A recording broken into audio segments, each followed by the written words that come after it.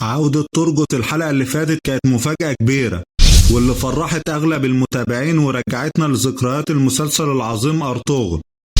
تابعنا في الإعلان أداء ترجت بالبلطة حقيقي بيقدم عظمة حتى مع رجال السيد عثمان، لكن الحلقة الجاية هيكون فيها حدث مفاجئ وصادم.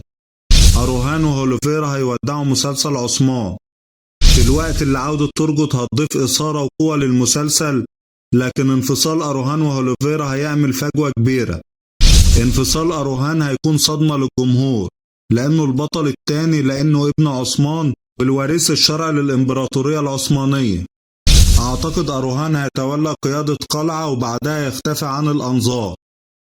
احتمال يا أصدقائي إن فريق الإنتاج أخذ القرار ده علشان يعطي القصة أحداث جديدة واتجاه آخر، خصوصا أحداث الموسم السابع هتدور حول فتح بورصة واللي كان الفضل فيها لأروهان، وهيكون ممثل صف أول بطل الموسم السابع بجانب ترجت القائد التاريخي.